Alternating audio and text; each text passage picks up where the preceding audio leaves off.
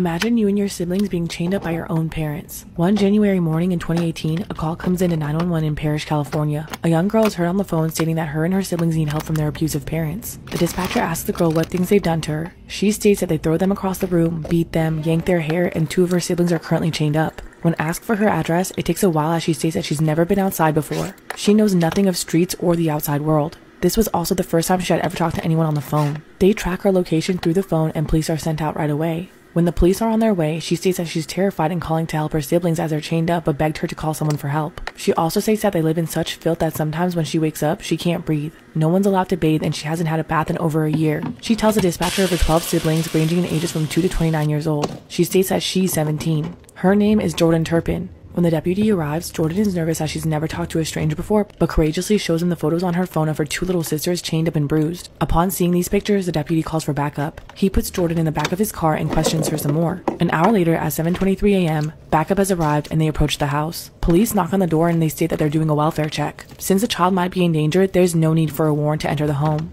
When the door finally opens, Jordan's parents, David and Louise Turpin, are the ones who are seen. As police tell Jordan's mother why they're there, her heart is pounding out of her chest and her eyes are about to bulge out of her head, knowing the horror they've been hiding inside that's about to be exposed. Some people ask how it's possible that 13 children were never accounted for and why teachers and neighbors never noticed anything up until this point. That's because none of these children were enrolled in school. The oldest was only allowed until grade 3 and then taken out. They were never allowed to leave the home and they were prisoners to their parents. Their parents were extremely religious and used the Bible to justify the abuse, such as throwing the children across a room for eating candy or locking them up in dog kennels with padlocks for long periods of time. When police finally enter the home, they're faced with horrific scenes and the grisly truth. Crime Fanatic Friday Part 2, the children who were chained up by their own parents. After 17-year-old Jordan Turpin crawls out of a window from her home and calls 911 to report her abusive parents, police arrive and enter the home. Jordan stated that her siblings were malnourished, bruised, and chained up. Her mother, Louise, who has a hoarding addiction, makes them wear tattered, dirty clothing, all while having a closet full of new children's clothes with tags that have been untouched. The children reek of filth as they're not allowed to bathe. Their parents also withhold food from them, forcing them to starve. They'd resort to eating ketchup, mustard, ice cubes, grass, and leaves while their parents ate out every day. The reason Jordan made the call was because their mother told them they were moving to Oklahoma the very next day and she was going to chain all of them up. Jordan knew if that happened, her and her siblings would die. When police enter, they're left speechless. They're met with a stench of hordes of trash, molding food, and excrements. An officer questions David and Louise Turpin while the others check on the children. When they enter the children's bedroom, they find the 2 young sisters who were supposed to be chained up, but they're not anymore. They're frail, malnourished, bruised, and eerily quiet.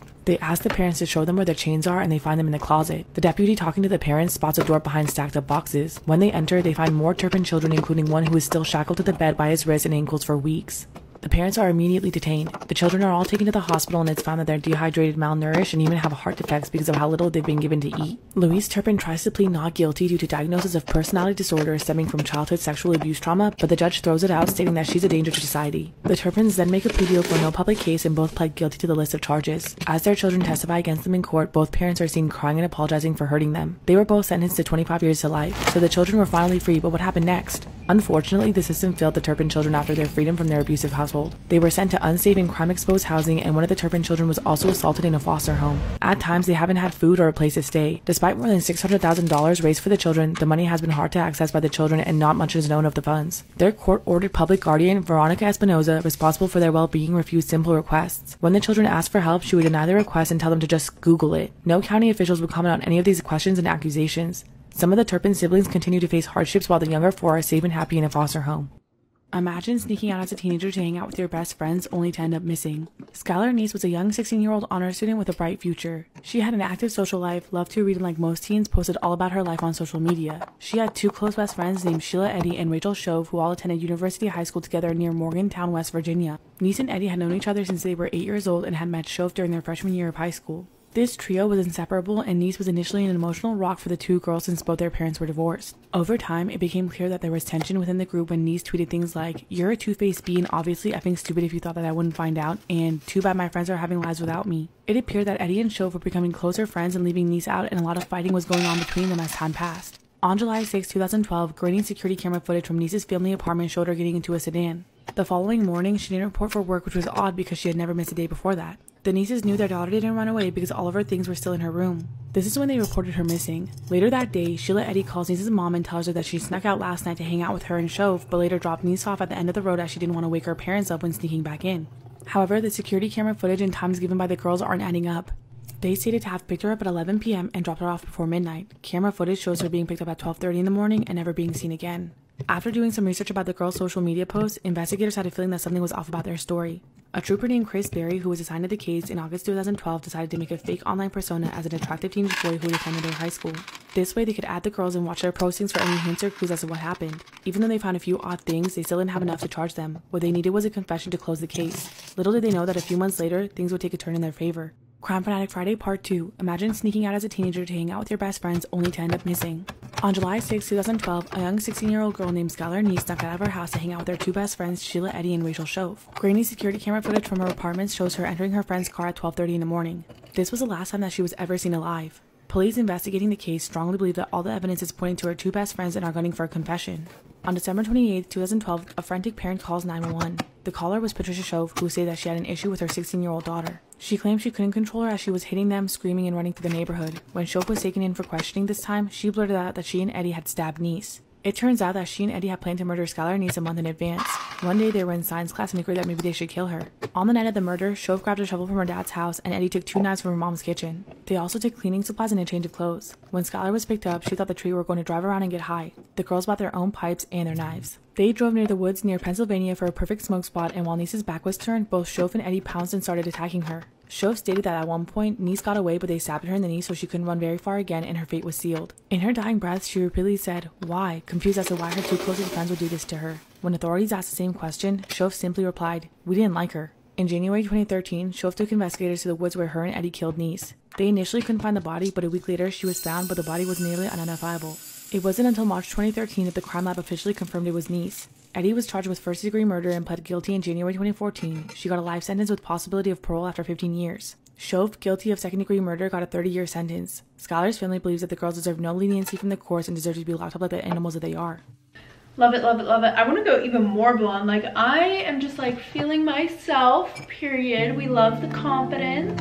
Anyways, I am sorry this video is a day late. Yesterday, I was not having that good of a day, and that's just the vibe. But today, I'm back, I'm better, all good. And either before or after this video is put up, there will be a how-to on sending your story times in. I finally got the link fixed, so that's all good. It will be up and in every single description for you guys to go and click and send in your story times. By the way, happy Pride Month. I would love it if some of you guys who are in the LGBTQ+ community would send in your story times about maybe coming out. I feel like it would encourage others and help others who are scared to come out of the closet. With that being said, today we have a story time that is literally off the chain. But it has a happy ending, so that's good. But like sis, the story times that you guys send in make my life look like lifeless, like fucking boring as hell. But without further ado, oh my god, okay, wait. I know you guys want me to get into this story time already. Hold on a second. I have a really funny story for you guys, and I think you guys are gonna want to hear it, to be honest. It's like a little story before the story, okay? I was down at the hot tub one night in my apartment complex, and every time that I'm down there, for some reason, somebody will come down there while I'm down there. I'm in the middle of taking off my makeup and everything, and this person comes down and he's like, you know, talking to me. I go to walk away. He's like, would you want to do something sometime? And I'm like, sure, because I don't know how to say no. Like, I just...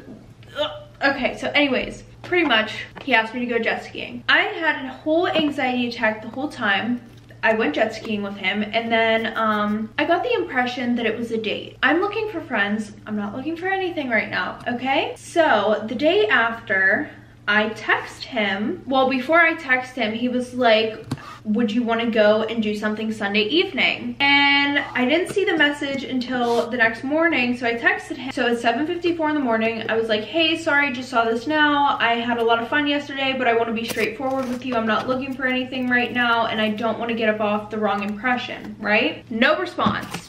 No response, okay? At 8:30, I decide that I need to go to Target to get some stuff for the dogs. Tell me why. He is the freaking the first person that I run into in the elevator. I try to be truthful. I try to, you know, just be a good person. Oh my god. Life lesson after life lesson. So yeah, I just thought that was hilarious. Ran into him in the elevator. We talked, you know, he was like, by the way, I'm not looking for anything either. So yeah, that was just hilarious. Anyways, all right, let's get into today's story time. I'm going to bring you guys up close There we go. Okay, so just my quick usual little rundown before we get into today's story time. For most of the video, I will be staring in this direction because my mirror's over here and I would like to see what I'm doing. I do tell these story times in a first person point of view. If you do not like that, then you can exit out of this video. And these story times are sent in by anonymous people. I really do have to start going out in the sun. My psoriasis has been acting up on my scalp. So after this, I think I'm gonna go tanning. Not sure. Okay, so story time about how I walked in on my brother giving my boyfriend head. Yeah, not a good time in my life. Anyway, so a little background information. I was 16 and a sophomore in high school, and I had been dating this guy who we are going to call Jack. He was honestly one of the sweetest boys that I had ever met. Honestly, like, he was the perfect boyfriend. Him and I had started dating the summer before our freshman year in high school. So unlike everybody else who had a boyfriend or girlfriend at our age, him and I were super close. Pretty much because him and I started dating so early. Like, we pretty much had 2 years on everybody. So I thought I was winning in life. Not to mention, his parents loved me and my parents absolutely adored him. And so did all of my siblings. Oh, the irony. And him and I were honestly like the perfect couple to everybody else, I would say. Him and I encouraged each other to do better in school, to just do things that were good for our futures. I don't know, shit like that, right? My friends had thought him and I were the perfect couple, except for my two best friends. They had always said that there was something a little bit off about him and the way he would act. And I'm not gonna lie, he wasn't like most guys, okay? And that was part of the reason why I liked him. So honestly, I just always thought that they were jealous of him and I because he was such a great guy, and him and I had been together longer than any of their relationships even lasted. Honestly, they would point out everything that seemed to be wrong in my relationship, you know, because they were such great friends. No, I'm kidding. They were really good friends. They were just honestly looking out for me at the end of the day, but I did not realize that. But one of the things they would especially point out that they said was weird in our relationship was the fact that he would hang out with his friends more than he hung out with me. Which, in all honesty, I mean, they weren't wrong about that, but I thought that it was normal. I thought that it was just things that normal teenage boys do. They want to hang out with their friends. That shouldn't be a problem. I mean, now, there was one weird thing that him and his friends would do that did actually bother me a lot more than I would like to admit. He would kiss his friends on the mouth, and it wasn't like he was making out with them. It was pretty much, yeah, that he would just kiss them on the mouth. And I was very uncomfortable with that. And when I would bring up the fact that I was uncomfortable with it, he would totally disregard my feelings and make it all about him. All about him. He would be like, we're friends, are you serious right now? That's what you're gonna get mad at out of all things? It's such a double standards between girls and guys. Girls can kiss their best friends, but guys can't kiss their best friends. Pretty much just playing a victim, because I had never kissed one of my girlfriends on the lips or kissed any girl or anyone else except for my boyfriend, because I'm in a relationship. So, you know, of course I try to tell him that makes me uncomfortable. He blows it off pretty much, and that was the end of the argument. And then my friends would bring up the fact that he never wants to do the nasty with me, which again, they weren't wrong, but every time we reached this part in the conversation, I would shut that shit down because one, I was embarrassed, and two, they were right. I was really bothered about the fact that there was like no physical touch in our relationship. A lot of the time I would feel extremely insecure by this and unattractive, unlovable, even though it sounds very over dramatic, because he would never hug me, never hold my hand, never wanted to cuddle with me when we were watching a movie or anything like that, you know. And I kid you not, every time that I would bring this up to him, he would have an excuse every single time. Every single time. I want to say that this is TMI low-key, but within the whole time that we've been together, we had only did the nasty like 3 times, okay? 3 times. And during those 3 times, I had never felt more disconnected from him than I ever had before. His excuses would kind of be along the lines of, oh, I have a headache, oh, like, I'm tired from the gym. Right now isn't a good time. This, that, and the next. It was like every single fucking time. But of course, I would respect his boundaries and I wouldn't, you know, like push at it any further if he said one of those things. But then later, if I would bring it up, he would be like, that's not true, you know, like I do wanna do the nasty with you, you know, I just wasn't feeling good yesterday, this, that, and the next. Yeah, pretty much excuses. Excuse after excuse after excuse after excuse. And here's the thing, if I always wanted to do the nasty, that was one thing, you know? But sometimes I would ask him if he wanted to do it just because I wanted to feel loved by him, which sounds really pathetic.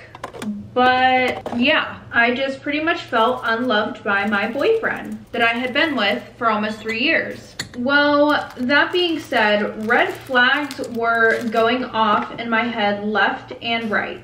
Because I was like, if he doesn't want to do anything relationship-wise with me, who else is he getting it from? So this put me in a manic, psychopath kind of state of mind. I searched through all of his social medias, his text messages, looking for any type of evidence that he was into another girl, he was talking to another girl, but I went through everything and nothing was there. Which I know this sounds weird, but that even made me more upset than I was before. Because one, I have never done anything like that, like, you know, going through his phone.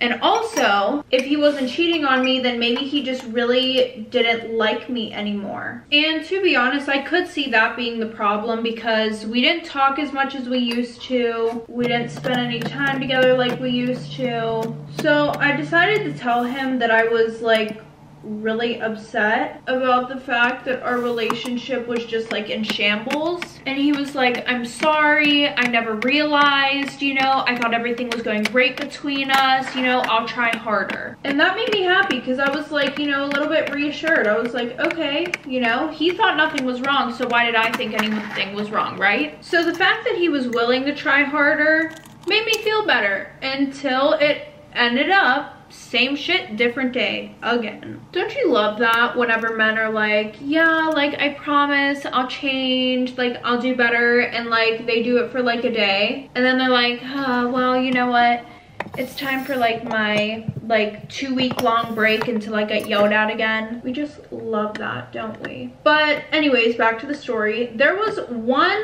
thing that was a little bit different this time. Soccer season had started up and I would come home every day at 4:30 and school usually ended for everybody else around 2:30. Well, every day that I would come home from soccer, Jack would already be at my house. And then he would hang out with me for about 20 minutes and then say that he had to go home to do homework or some BS excuse. At first, I thought this was really cute because I was like, OMG, he wants to spend time with me. Like, oh my God, my boyfriend is perfect. Yay. Wrong. And I found out that this wasn't really true because my mom had came back from the grocery store the one night and she was like, oh, like, did you see Jake today? And I was like, yeah, you know, but like he had to go home, he had to do homework. And she was like, oh, he was like waiting for you here for about an hour. So at that point, I'm like, what the fuck? He knows that I come home at 4:30 after soccer practice. So a little weird if you ask me. Funny. Yes, but not funny, haha. Funny, weird. So this made me 10 times more mad than I already was. So of course, me trying to be, you know, kind of an adult, I decided to talk to him about it. Because I wasn't gonna throw almost 3 years down the drain because he wanted to play games. So I had talked to him about it again. And this time was weird because he begged for me not to leave him and that he was really, really, really gonna try harder this time. So can you guess what I did? I took him back.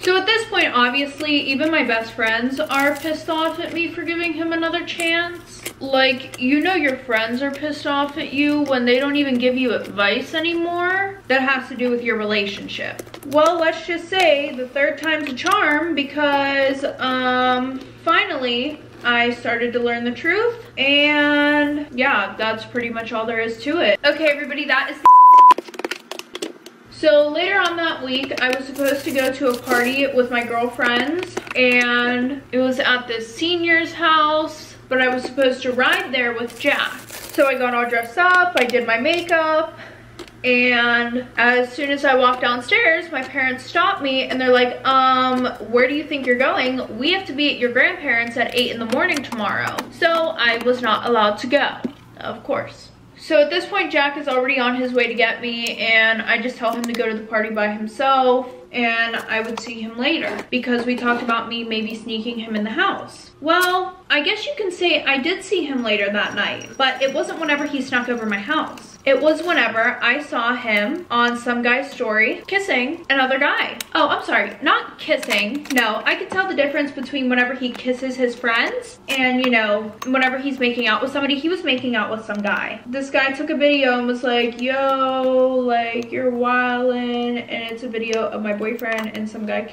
making out. So that was like awesome, you know, love that for me. So what do?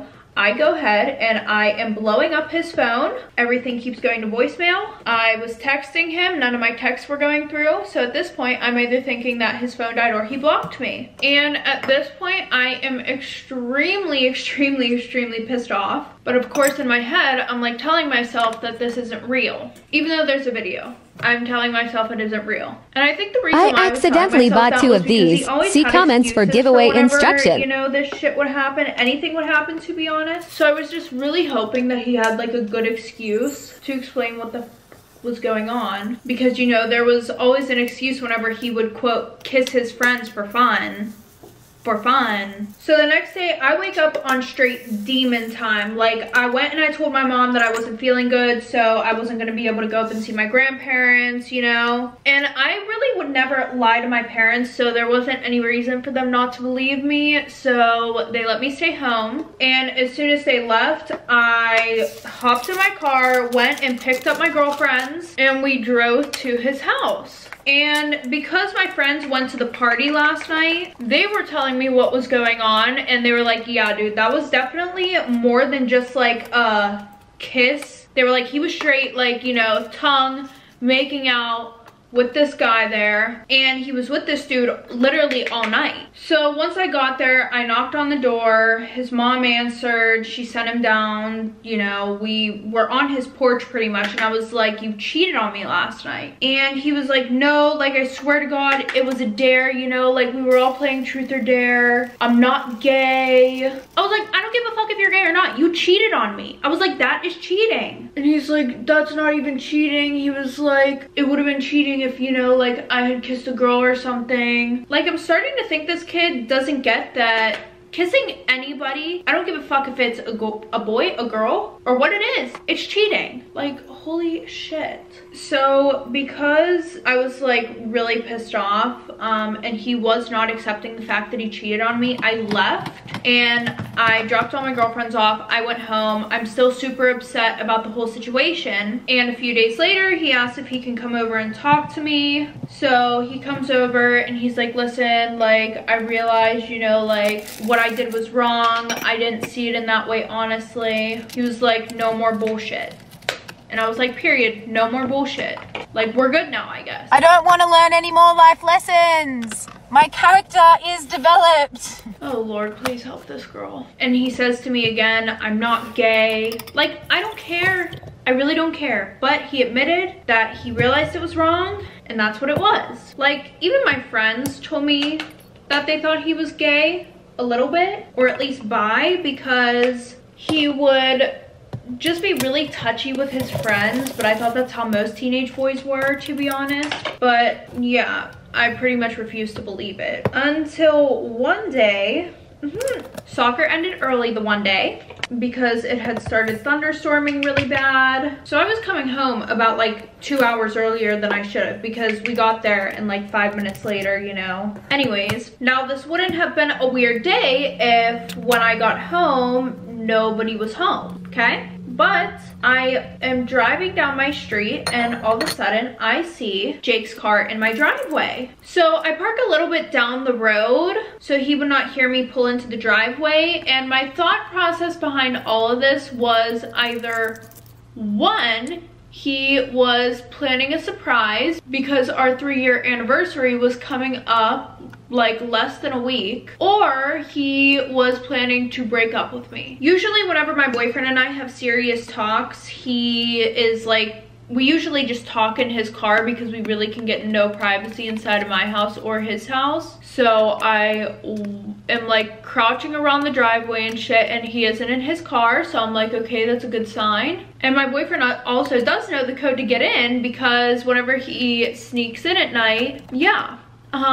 So anyways, I go around to the back door of the house and I sneak in. I don't know what I was gonna do. I like wanted to surprise / scare him a little bit. So I go to check the basement, he's not there. I check the living room, dining room, kitchen, nothing. So then I go upstairs to my room because I'm like, okay, maybe he's in my bedroom. He's not in there either. But then I hear coming from the upstairs, Fortnite, like somebody's playing Fortnite and the TV's really loud. So now I'm like, what the fuck? So there's the first floor, obviously, with the kitchen, dining room, everything else, living room, blah, blah, blah. Above that is my room, my sister's room, and my other sister's room. And then above that is the attic, and that's where my older brother's room was. And this was a little bit weird because my brother was supposed to still be in Colorado with his friends, and he wasn't supposed to be getting home until like 3 o'clock in the morning that night. / tomorrow morning. And anytime that Jack is over, my brother does tell him that he can, you know, go upstairs and play his Xbox or his PlayStation or whatever he wants. But my boyfriend doesn't like to play video games. So I try to open the door and scare him, but the door is locked. How convenient. And the lock to the doors were like one of those ones that had like just like a flat thing in it, and you could like stick, you know, a quarter or your nail in and you could twist it and unlock it. So I go back downstairs, I get a quarter, and I unlock the door and I walk in on my 21-year-old brother giving head to my 17-year-old boyfriend. Amazing. At this point, I'm completely breakdown. I'm a mess. Jack grabs all of his clothes, runs out the house as I'm throwing shit at him while he's leaving. And my brother completely just pushes me out of the room, locks the door, and I couldn't even talk to my brother about it because he would just play the victim like he always did. So I call my parents. They were both at work, but I told them the whole situation of what's going on. They were livid. They came home quick as hell to help me deal with the situation, which I was very thankful for because like I was like a freaking mess, like an absolute shit show. That being said, my parents told my brother that it was time for him.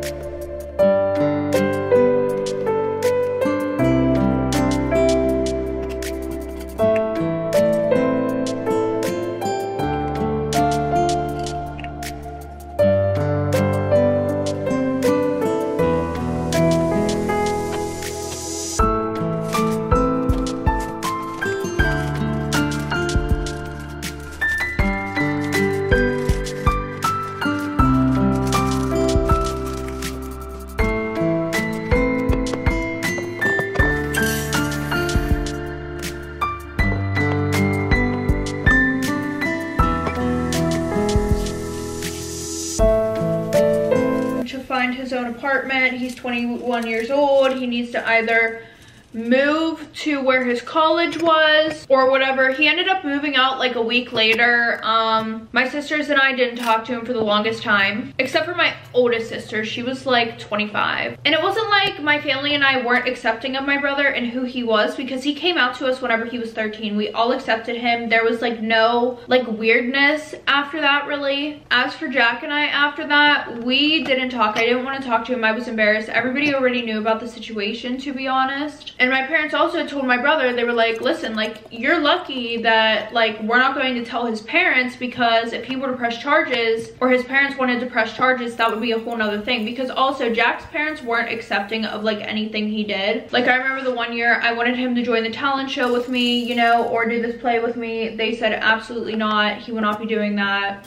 Fast forward a few years later to present day, today, I started talking to my brother again. To be honest, it's just one of those things. It happened. He apologized. Him and Jack, though, have been dating ever since. And my parents were obviously super pissed off at Jack and my brother for the whole situation, but it's kind of like one of those things now where Jack feels more accepted in my family than he does in his own family. So I'm happy for that, and I'm really happy that him and my brother have found each other, because they really love each other. Okay, everybody, that is the end of today's story time. If you guys like this video, make sure to give it a thumbs up. And if you want to see more of me, maybe hit that subscribe button down below. And if you want to know the next time I post a video, make sure to click that bell. And if you guys want to send in your anonymous story time, make sure to click the link in the description down below. Also, any products that I used in this video will also be linked in the product section of this video. But other than that, I will see you guys next time with a new story time.